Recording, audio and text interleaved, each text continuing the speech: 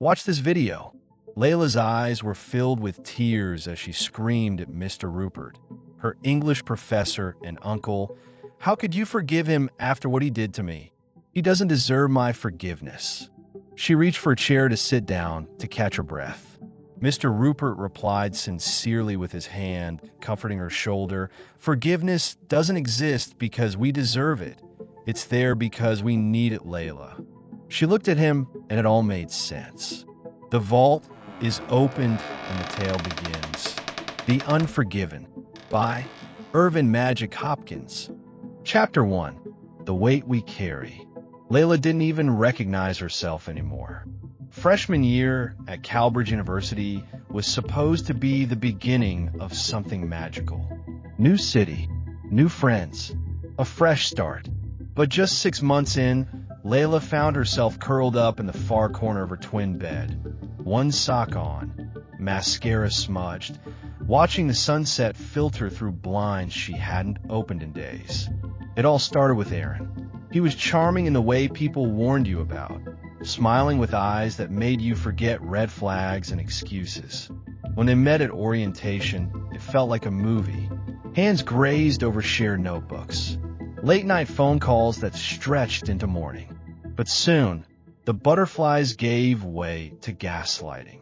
Compliments turned into comparisons. And slowly, without her realizing, Layla began to shrink. The breakup wasn't dramatic. No shouting, no scenes, just a quiet, I think we want different things, and an awkward silence over coffee. But for Layla, it shattered something. It wasn't just heartbreak. It was humiliation. She had given so much, her time, her attention, her softness. And now she was left with nothing but memories and a pit in her stomach that seemed to grow louder each day. And then came the worst part. Seeing him smile, walking past him on campus, hearing laughter as he sat under a tree with a new girl. Scrolling through her feed only to find mutual friends tagging him in posts titled Winning Season. Every time she heard his name, it was like a knot tightening in her chest. Not anger, not grief, just tightness, tension, a funk she couldn't shake. Her friends try to help. Girl, move on. He's not worth it. But words bounce off a bruised spirit. And while her classmates went to open mics and game nights, Layla stayed in, drowning in playlists labeled healing and ramen noodles she didn't even finish. It was Uncle Rupert who noticed. He called her one rainy Wednesday evening. The kind of night when the sky looks like it forgot how to glow. I haven't seen a Layla post in weeks, he said. You all right, baby girl? She tried to fake it. Yeah, just busy. School's been hectic. Busy's not the same as okay, he replied gently. Want to come over this weekend? I made too much gumbo again. Uncle Rupert had a way of inviting you without making it sound like a rescue. His apartment smelled like old books and cinnamon. A jazz record was always spinning, and the couch still had the same dent from all the time she napped there as a child. She came over that Saturday, hoodie on, eyes tired. He handed her a bowl, sat beside her, and didn't say a word. Not first. They ate in silence, just the clink of spoons and the soft hum of Coltrane in the background. Then, without looking at her, he said, You ever try to swim with a backpack on? She blinked. What? You jump in the water, and you've got this heavy old backpack strapped tight. You sink, no matter how strong you are, no matter how much you flail. That bag pulls you under. Layla didn't respond. He went on. That's what unforgiveness is. You carry it around thinking it makes you strong, like holding a grudge means you're in control. But it's just weight. Heavy, useless weight. She looked down at her bowl. So I'm supposed to just forgive him? After everything? No, he said firmly. You forgive for you, not for him. He doesn't even need to know about it. This ain't about letting him off the hook. It's about setting yourself free. She didn't cry. Not then. But something in her cracked open, because she realized she had built a dam. Brick by brick. Anger. Bitterness. Resentment. and that dam had stopped the water from flowing. The water of joy, peace, possibility. She wasn't punishing Aaron. She was punishing herself. That night, as she walked back to her dorm under the city lights, she whispered the words quietly into the wind. I forgive you. And though the pain didn't vanish, the weight did feel a little lighter. Not gone, but shifting. And that was a beginning. Chapter 2. The Funk of Holding On. Layla thought forgiveness would be like flipping a switch. Say the words, feel the freedom, float away on some cloud of inner peace. Instead, it was more like trying to wring water from a soaked sponge. The harder she squeezed, the more it dripped, slow and messy. Her thoughts still circled back to Aaron like a boomerang. No matter how far she threw him mentally, into the land of I'm done, into the fields of I've moved on, he came back. In dreams, in moments of silence, in stray phrases that reminded her of inside jokes they used to share. She hadn't told anyone what Uncle Rupert said. Not yet. It felt too sacred, too private. But she had started to notice how often her thoughts looped around old wounds. Like a song on repeat that no longer made her cry, but still made her ache. A week after their talk, she saw Aaron in the library. He didn't see her. Or maybe he did and just didn't care. He was laughing again. Same laugh. Same crinkled eyes. Layla ducked behind a bookshelf and stared at the carpet until the feeling passed. It wasn't pain this time. It was something else. Jealousy? Maybe. Resentment? Possibly. Mostly, though, it was exhaustion.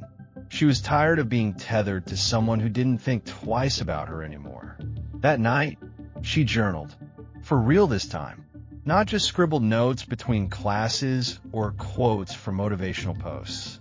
She poured pages and pages of I hate that I still care, and I wish I didn't miss you, and I don't want to stay stuck. When her hand cramped, she didn't stop. It wasn't poetry. It wasn't for an audience. It was for her. She went back to Uncle Rupert's the following weekend. He had sweet potato pie cooling on the stove. I figured you'd need dessert therapy, he said with a wink. They sat on the patio, sun dipping low behind the trees, shadows stretching long and slow across the fence. Been thinking about what you said, she began. He sipped his tea, waiting. You said forgiving someone sets you free. But what if I'm not ready? Then don't rush, he said. Forgiveness ain't a race.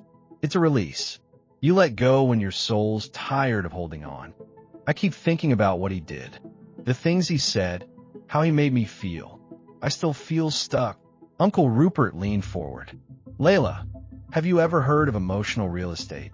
She raised an eyebrow. He chuckled.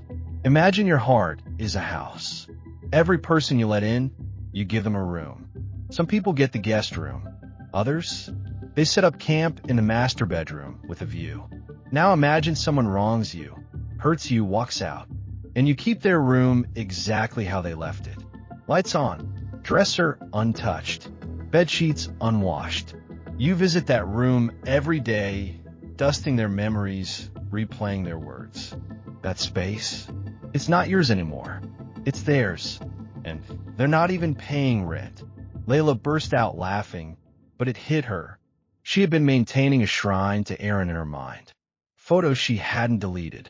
Messages she still reread. Clothes he'd complimented. Music they listened to. She wasn't remembering him. She was preserving him. That night, she went back to her dorm and opened the closet. It wasn't ceremonial. No candles. No music. Just a quiet decision to reclaim her space. She deleted the playlist first. Then the screenshots. The someday photos.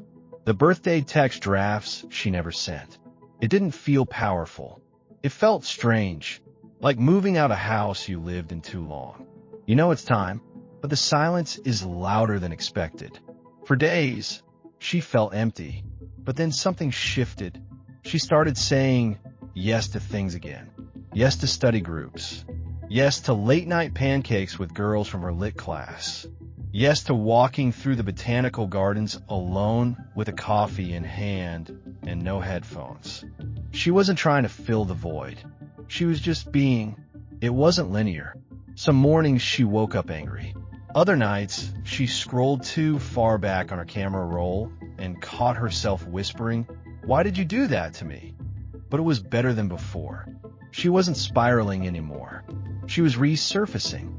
One Saturday, Uncle Rupert invited her to a workshop. It was called The Flow, Releasing to Receive. Sounded like a yoga class. She almost said no, but she was curious. It was held in a small community space. No frills. Just folding chairs, incense, and people who looked like they had stories in their eyes. The facilitator, a soft-spoken woman named Joy, opened the circle with one question.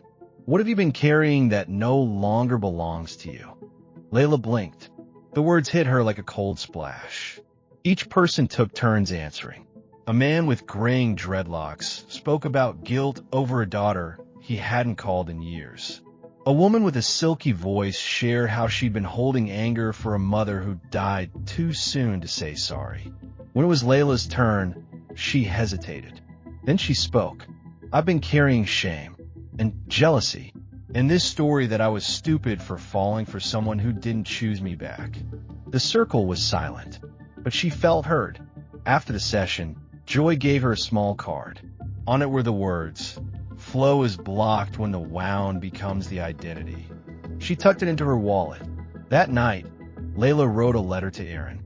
Not to send, just to release. She wrote, "I wanted so badly for you to be my person. And maybe you were just not forever. Maybe you came to show me what love isn't. Maybe that's your role in my story." Then she wrote the sentence that surprised her. "I forgive you." And even more shocking, "I forgive me." That was the dam beginning to crack. Not because everything was okay, but because she realized the most powerful part of forgiveness wasn't letting someone else off the hook. It was unhooking herself.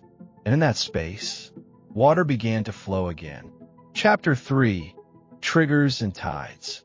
It was a Tuesday when the flood hit. Not a literal flood, no rain, no busted pipes, but an emotional one. The kind that swells in silence, without warning, and knocks you down from the inside out. It started with a memory. A scent, actually. Layla was walking past the campus bookstore when someone behind her wore Aaron's cologne. That woodsy, citrusy scent he always layered on too thick, the one she used to find comforting. She froze in place like her body forgot where she was. And in an instant, she was back there, sitting beside him on his dorm bed, their fingers brushing as they shared takeout, his laughter echoing off the walls, the playlist humming in the background. That warm feeling that convinced her, for a brief, dangerous time, that she was home. Her stomach dropped. She ducked into the back of the bookstore and sat between two shelves of unbought poetry books. The scent was gone, but the damage was done. Tears welled up, hot and stupid, and she hated herself for it. Hadn't she moved on? Hadn't she forgiven? Why did something as simple as a smell have the power to make her feel like she was 17 and shattered all over again? That night, she called Uncle Rupert. "I thought I was better," she whispered. "I thought I was done feeling like this." "You are better," he said calmly. "But healing ain't a straight road. It's a spiral. You come back around to the same wound, but each time you see it clearer. Then why does it still hurt? Because you're still human, Layla." She wanted to scream, or run, or throw something. Instead, she just said thank you and hung up. Later that week, she went to the park alone, something she'd been doing more lately. There was a bench near the pond where ducks gathered like a clique. She liked it there. It felt like a world separate from campus, from expectations, from memories. That's where she met the stranger.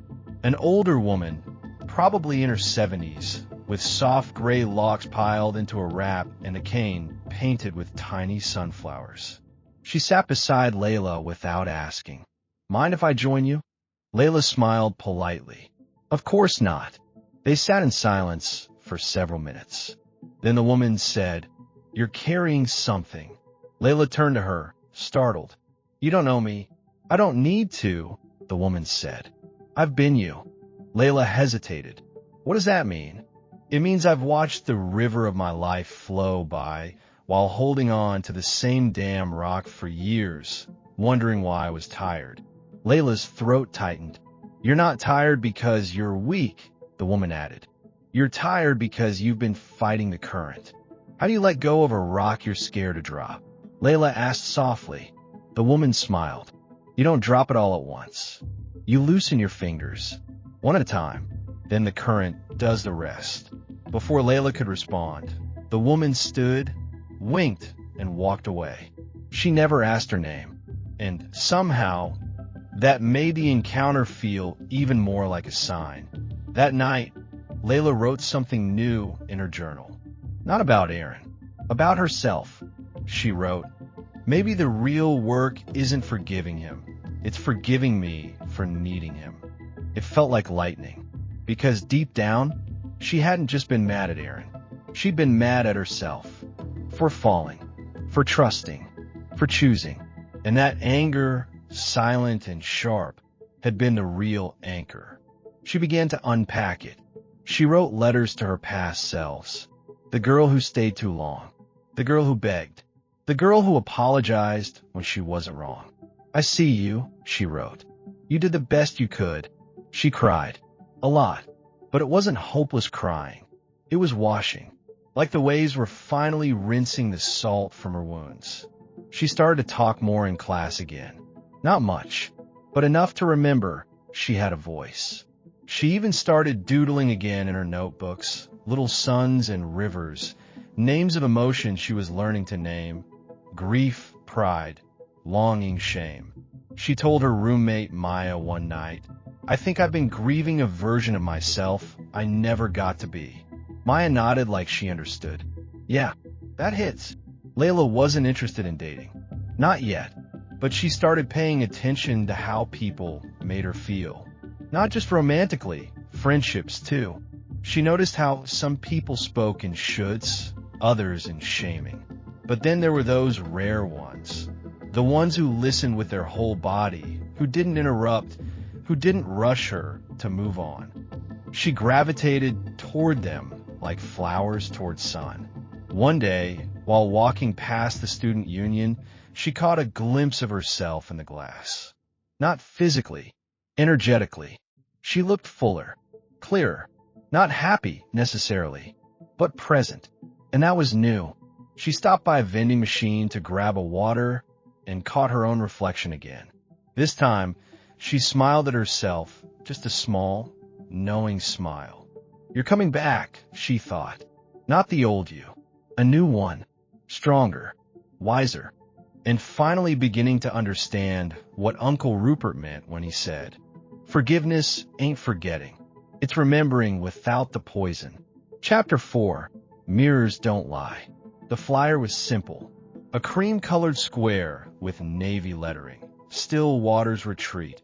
A day of silence, reflection, and release. Uncle Rupert slid it across the table like a secret.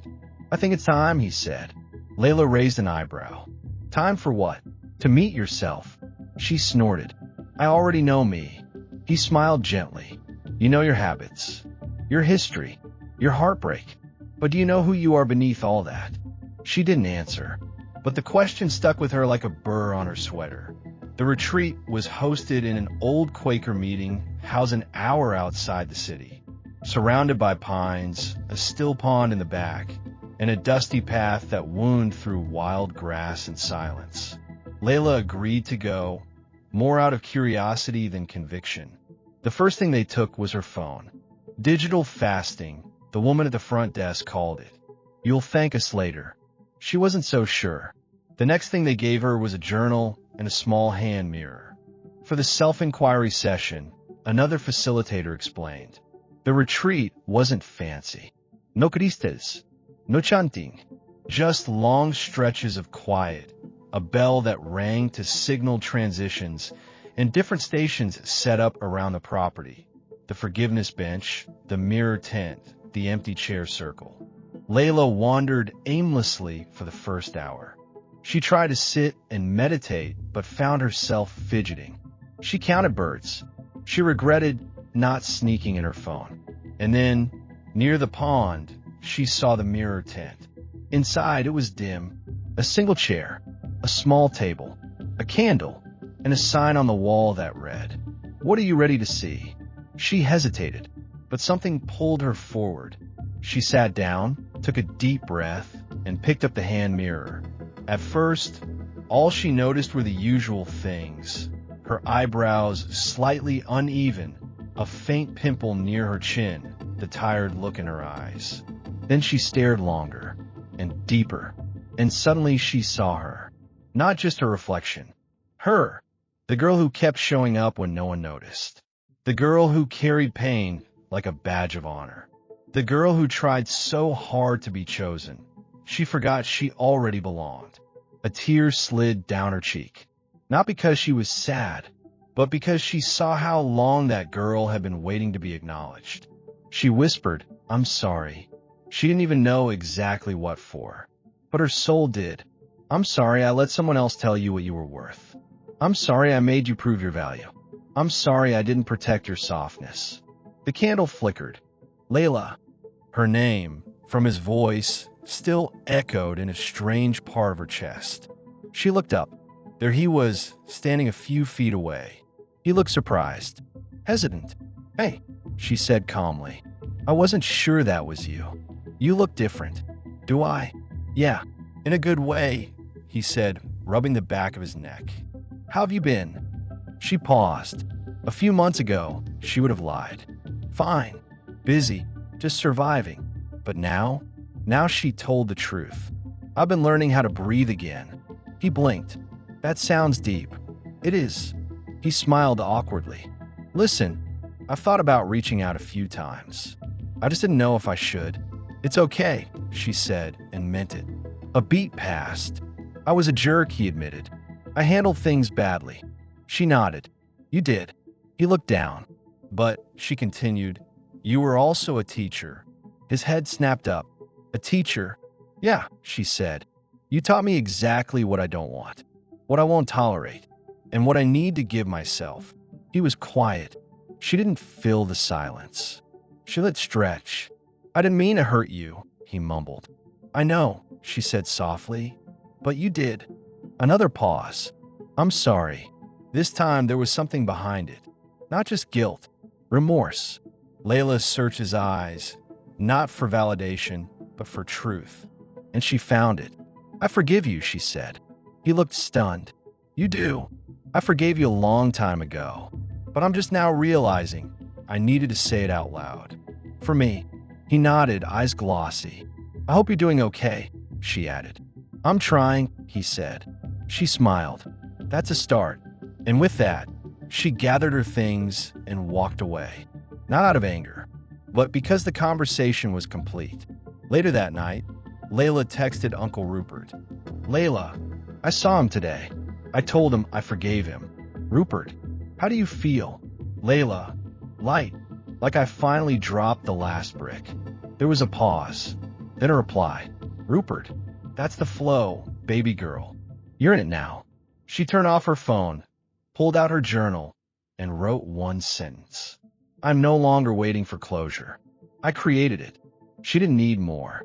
She had herself, and that was enough. Chapter 7, Becoming the River. The invitation came in an email. Subject line, Healing Through Story, a panel for students by students. Layla almost deleted it, but something stopped her.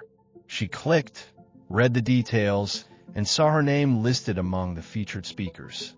Apparently, her literature professor had nominated her. Said Layla's midterm essay on emotional archaeology had struck a chord. That, and the quiet confidence she'd been radiating in class lately. Funny how people notice things when you finally started noticing yourself. She said yes, not because she was ready, but because she didn't need to be. The event was held in a lecture hall one Thursday evening. Soft lighting, fold-out chairs, A small podium. No pressure. There were 3 other speakers. A guy who'd overcome anxiety attacks, a girl who wrote poetry to process her grief, and a senior who spoke about learning to let go of perfectionism. Layla sat between them, heart pounding. When it was her turn, she stood up slowly. The mic felt cold in her hand. She looked out over the small crowd, students, a few professors, and in the back row, Uncle Rupert. Hands folded, that same calm gaze. She took a deep breath. "My name is Layla," she began, "and I spent a long time living with an invisible weight." She paused, steadying herself. "A heartbreak knocked the wind out of me during my first year. But it wasn't the loss of the relationship that hurt the most. It was what I believed about myself because of it. I thought I was unworthy, unlovable, broken." She saw heads nodding. "But someone told me," she continued, "that unforgiveness is like trying to swim with a backpack full of bricks. And the moment I started letting go, brick by brick, I could finally breathe again." Her throat tightened, but she kept going. "I forgave him, and I forgave me." That part was harder. A ripple of soft laughter spread through the room. "But when I did, everything changed. My flow came back. Not instantly, but steadily. I'm still learning, still growing. But now, I choose softness over shame, curiosity over bitterness, and presence over pain." She ended with a quote from her journal. "Healing isn't forgetting, it's remembering with grace." The applause was quiet, respectful, real. After the event, a girl approached her in the hallway. "Hey," she said shyly, "I've been going through something kind of similar. What you said, it helped. A lot." Layla smiled. That was the moment she knew. She'd become the river, not just flowing forward, but carrying others with her. That night, she and Uncle Rupert sat on the porch again. Same jazz in the background. Same warm tea in their hands. "You proud of yourself?" he asked. She nodded. "Good," he said, "because I've been proud." They watched the stars in silence for a while. Then he added, "You know, baby girl, forgiveness isn't the end of the story. It's the start of freedom." Layla smiled, and somewhere inside her, she felt it. A stillness, a softness, a quiet kind of power. The unforgiven had become the free, and her flow, unstoppable. The close. If this story sparks something in you, subscribe now so you never miss a powerful shift. You can also download a free copy of this story using the link pinned in the comments. Happy manifesting, and remember, shift happens. Be sure to watch the next video. Your next breakthrough might be one chapter away.